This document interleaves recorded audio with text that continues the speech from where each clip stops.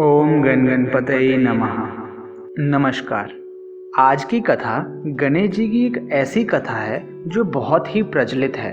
हमेशा से व्रत उपवास के समय यह कथा कही और सुनी जाती है। इसे विनायक कथा के रूप में भी जाना जाता है। यह कथा गणेश जी और खीर की कथा के नाम से प्रचलित है। तो आइए कथा आरंभ करते हैं। वक्रतुंड महाकाय सूर्यकोटि समप्रभा निर्विघ्न कुरु मैं देव सर्वकार्येषु सर्वदा। एक बार गणेश जी ने पृथ्वी के मनुष्यों की परीक्षा लेने का विचार किया। वे अपना रूप बदलकर पृथ्वी पर भ्रमण करने लगे। उन्होंने एक बालक का रूप बना लिया। फिर उन्होंने एक हाथ में एक चम्मच दूध ले लिया और दूसरे हाथ में एक चुटकी चावल ले लिए और गली गली घूमने लगे।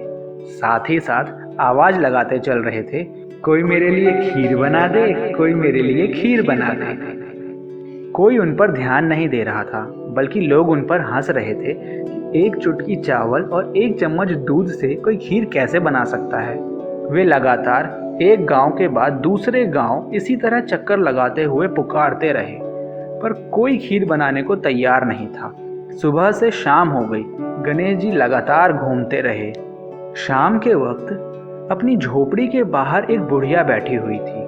तभी गणेश जी वहां से पुकारते हुए निकले, कोई मेरे लिए खीर बना दे, कोई मेरे लिए खीर बना दे। बुढ़िया बहुत कोमल हृदय वाली स्त्री थी। उसने कहा, बेटा ला, मैं तेरी खीर बना देती हूँ। गणेश जी ने कहा, माई अपने घर में से दूध और चावल के लिए बर्तन ले आओ। बुढ़िया एक कटोरी लेकर जब झोपड़ी के बाहर आई तो गणेश जी ने कहा, अपने घर का सबसे बड़ा बर्तन लेकर आओ। बुढ़िया को थोड़ी झुंझलाहट हुई, पर उसने कहा, चलो बच्चे का मन रख लेती हूँ। अंदर जाकर वह अपने घर की सबसे बड़े पतीला लेकर बाहर आई। गणेश जी ने चम्मच से दूध पतीले में उड़ेलना शुरू किया। तब बुढ़िया के आश्चर्य की सीमा ना रही। उसने देखा दूध से पूरा पतीला भर गया। एक के बाद एक वह बर्तन झोपड़ी के बाहर लाती गई और उसमें गणेश जी दूध भरते चले गए। इस तरह से घर के सारे बर्तन दूध से लबालब भर गए। गणेश भगवान ने बुढ़िया से कहा, मैं स्नान करके आता हूँ, तब तक तुम खीर बना लो, मैं वापस आकर खाऊंगा। बुढ़िया ने पूछा, मैं इतनी सारी खीर का क्या करूंगी? इस पर गणपति जी बोले, सारे गांव को दावत दे दो। बुढ़िया ने बड़े प्यार से मन लगाकर खीर बनाई। खीर की मीठी मीठी खुशबू चारों दिशाओं में फैल गई। खीर बनाने के बाद वह हर घर में जाकर खीर खाने का न्योता देने लगी। लोग उस पर हंस रहे थे कि बुढ़िया के घर में खाने को दाना नहीं और यह सारे गांव को खीर खाने की दावत दे रही है। लोगों को हैरानी हुई, पर सब खीर की खुशबू से खिंचे चले आए। लो, देखते ही देखते सारा गांव बुढ़िया के घर में इकट्ठा हो गया। जब बुढ़िया की बेटी को दावत की बात मालूम हुई, तब वह सबसे पहले वहां पहुंच गई। उसने खीर से भरे पतीलों को जब देखा तो उसके मुंह में पानी आ गया। उसे बड़ी जोर से भूख लगी हुई थी। उसने एक कटोरी में खीर निकाली और दरवाजे के पीछे बैठकर गणेश जी को भोग लगाकर खाने की तैयारी करने लगी। भोग से गणेश जी प्रसन्न हुए। अब पूरे गांव को खाने की दावत देकर बुढ़िया वापस अपने घर आई तो उसने देखा बालक वापस आ गया था। बुढ़िया ने कहा, बेटा खीर तैयार है, भोग लगा लो। गणपति जी बोले, माँ भोग तो लगा चुका, मेरा पेट पूरी तरह भर गया है, मैं तृप्त हूँ, अब तू खा, अपने परिवार और गांव वालों को खिला।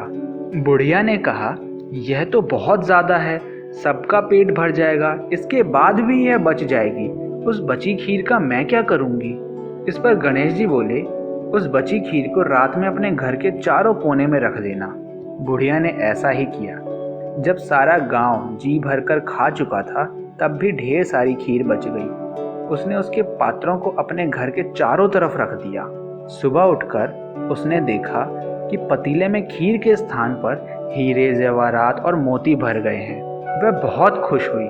उसकी सारी दरिद्रता दूर हो गई और वह आराम से बाकी की जिंदगी जीने लगी। उसने गणपति जी का एक भव्य मंदिर बनवाया और साथ में ही एक बहुत बड़ा तालाब भी खुदवाया।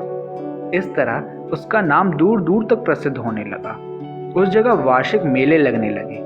गणेश जी की कृपा प्राप्त करने के लिए लोग उस स्थान पर पूजा करने और मान्यताएं मानने के लिए आने लगे। उस स्थान पर गणेश जी सबकी मनोकामनाएं पूर्ण करने लगे। गणपति महाराज से यही विनती है कि हम सभी पर अपनी ऐसे ही कृपा दृष्टि बनाए रखना।